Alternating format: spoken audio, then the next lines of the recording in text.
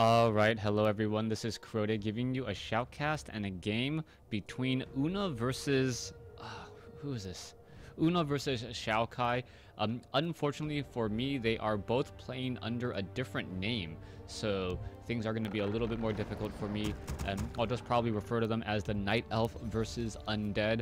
I will make sure to label them correctly in the game so that you know whether I love you is, I believe I love you or love you is XioKai. Meanwhile, Una is gonna be Lost Love, but both of them do have love. This is a map called Savage Garden, and I don't know if they're playing a tribute to a very old band back when I was in high school, but then again, probably not. Savage Garden, a map that I don't very much know about, and on top of that, there's no observers in this game, so it's going to be a little bit difficult to really figure out what's going on. You're actually going to hear a lot of the Night Elf's movements on the map just because I have to do it from his point of view. Now, if that wasn't enough change for you, I am using a new type of encoding in order to see if I can improve the quality, perhaps get better frames a second. I'm testing it out with WarCraft 3 first, and then I'm going to follow it up with StarCraft 2. Let me know what you guys think. If it looks, oh my gosh, amazing, let me know. If it sucks, just say the other way's better. No need to completely trash talk me and say, oh my gosh, it's so bad. Anyways, let's take a look at what's going on inside the game. It is going to be a Warden versus, I believe, a Death Knight.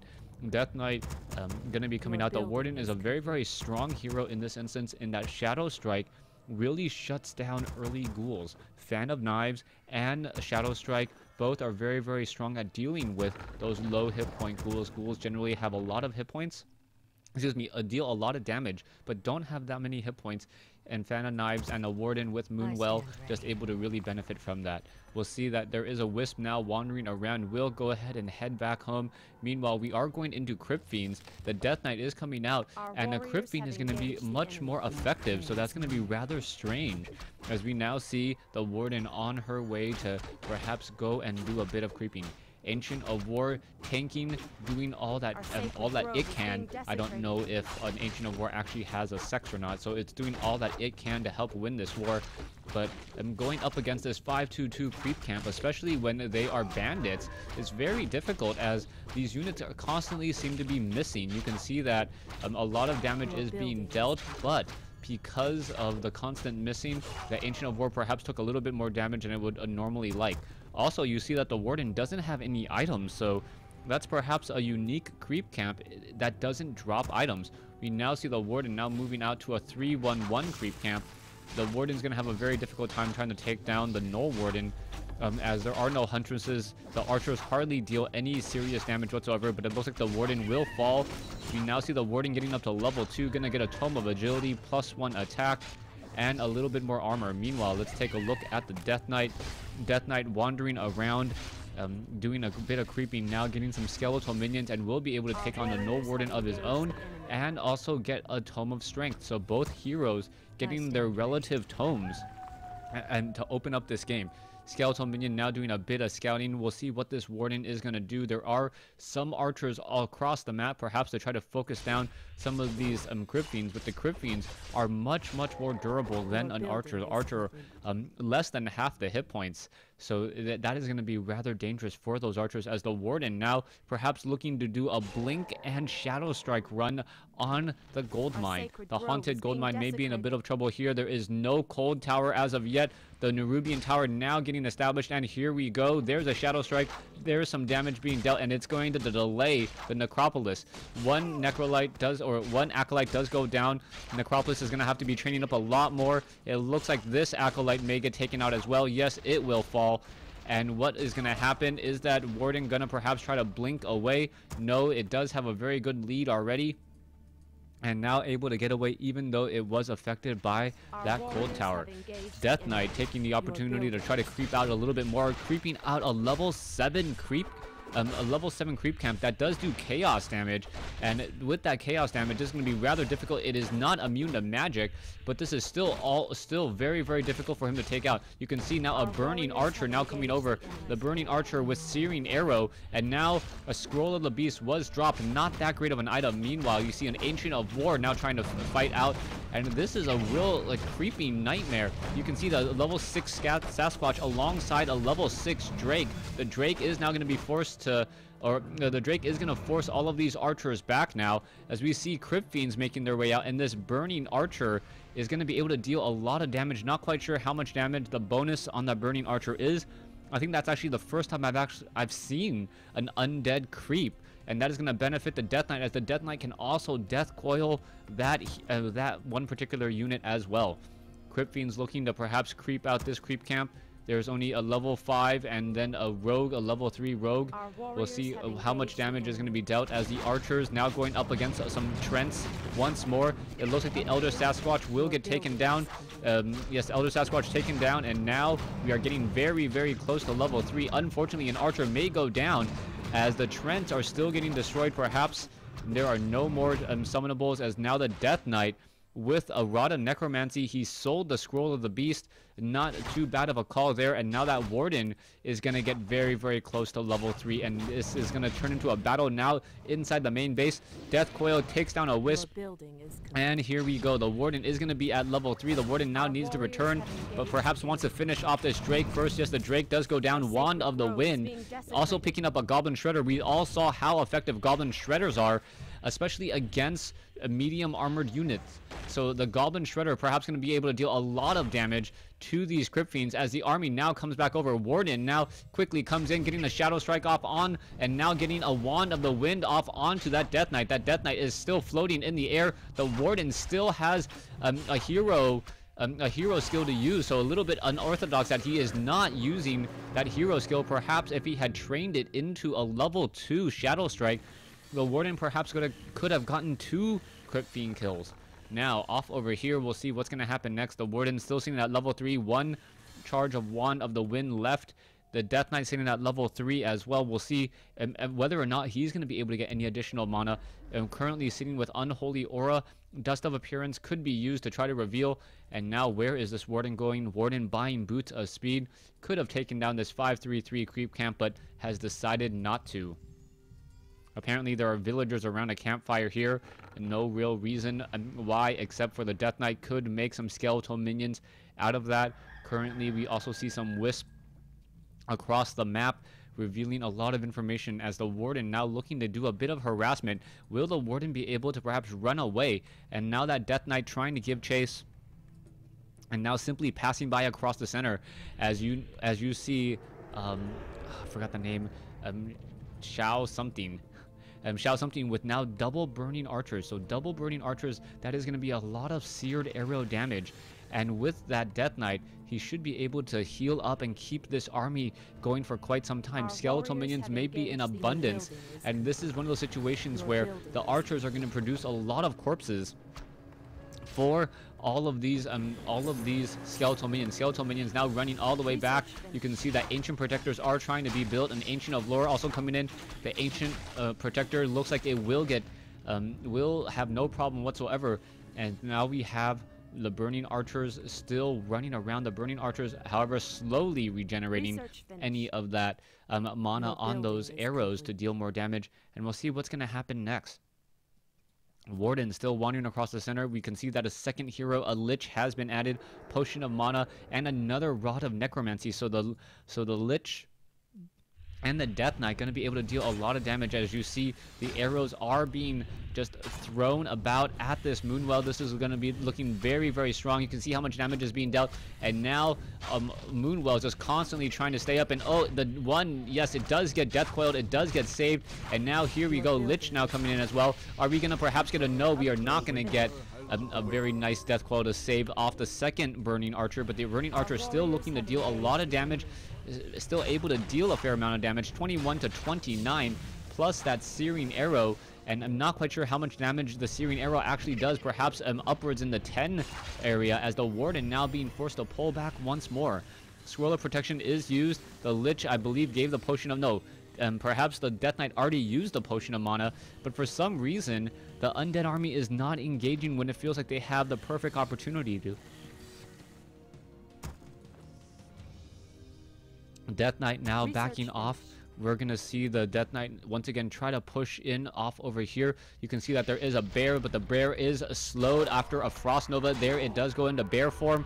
No rejuvenation though, as the rejuvenation was on the Warden, and now just constantly healing, but the Crypt Fiends are burrowing, but the burrow is a little bit late. The Warden still dealing a lot of damage, has an Orb of Venom going after units.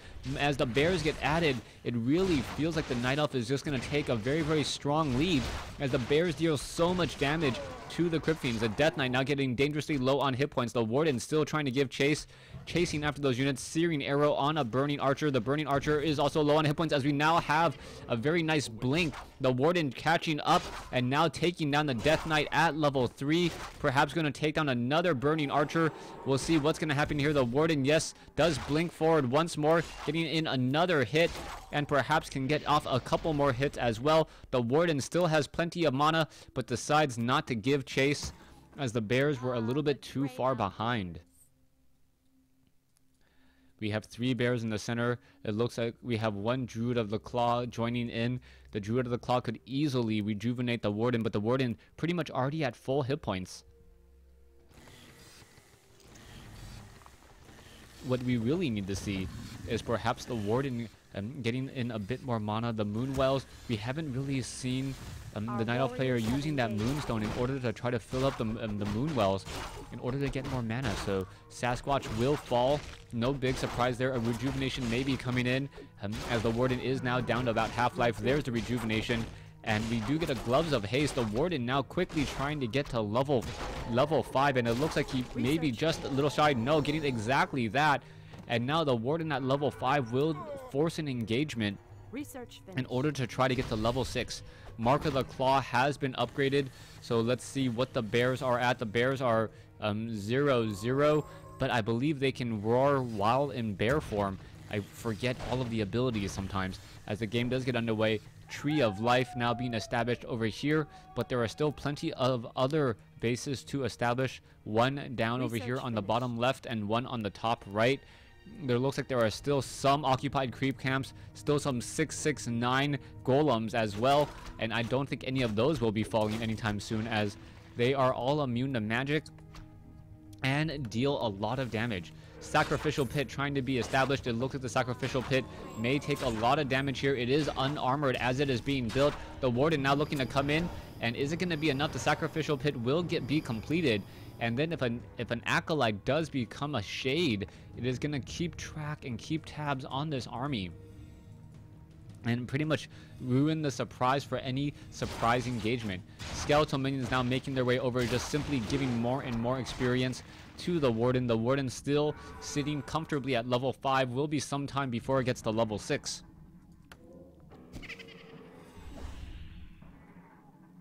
Warden sitting at level 5. Death Knight and Lich sitting at 3 and 2 respectively. We are going to be going into a Shade, and what is this Warden going to do? Perhaps get off another Shadow Strike? Yes, onto the Death Knight. The Death Knight has been taking a lot of chain Shadow Strikes, and that damage over time really starts to add up, especially with that initial 225 burst and then the little attack from above. I believe it is 45 seconds, 45 damage every 3 or so seconds. So that damage can really add up, as we are going to see another Shadow Strike now go on the Lich. We have a Death Coil onto the Warden. The Warden is now getting low on hit points, but the Lich now perhaps going to be in the 200 range, as the Shadow Strike may bring him lower and lower. Fighting over here, Ogre Magi alongside some Troll Trappers.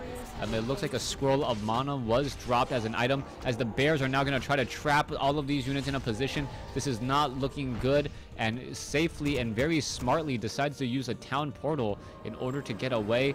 Meanwhile, during that time, it looks like the Lich did fall. So the level 2 Lich falling to the bears and the Warden in that fight. Tree of Life now starting to entangle the gold mine over here on the bottom left-hand side of the map. Still some creep camps. A 3-3-3 creep camp is available.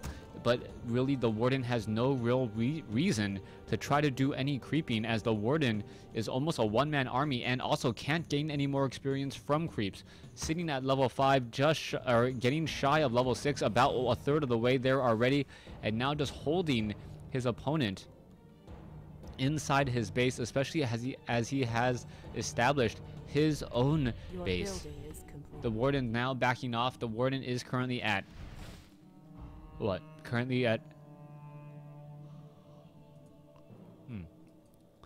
about a third of the way to level 6, and wow, more tired than I thought I was. Anyways, apparently this game is just a game of dancing right now. These players not really engaging at all, and we'll see how this is all going to work out as the Warden, and now perhaps going to go up against the Skeletal Minions. The Warden may try to pick up some items. These item shops are very far away, as you see the Warden now go and pick up, yes, the Squirrel Town portal, just in case things get bad and dicey. The Warden will be able to teleport, but now we see 2 destroyers, 1 obsidian statue, and a whole bunch of Crypt Fiends moving out. There's even some shades moving out in this fight, as the Wardens could, the Crypt Fiends could easily finish off some of these Dryads. The Dryad now dangerously low on hit point, down to 19. Is it going to get killed? Yes, and it does give level 4 to a Death Knight, as the Warden now going to intersect and run in with the rest of this army. This is going to be looking pretty bad, but a quick blink gets out of the situation, as the Warden is now only at 2 armor, since that Orb of Corruption did hit her momentarily.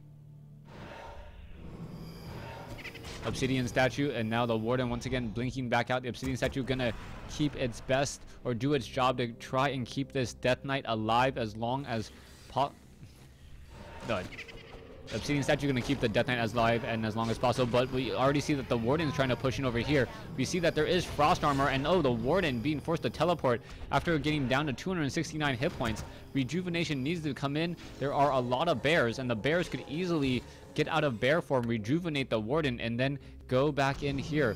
The Death Knight still sitting at level 4, once again healing, and now we have a 4-3-1 hero count, as the Death Knight now walking in with the Dark Ranger. The Dark Ranger is going to cause some problems. In comes the Hippogriffs. The Hippogriffs are ensnared though, so they are not taking any damage.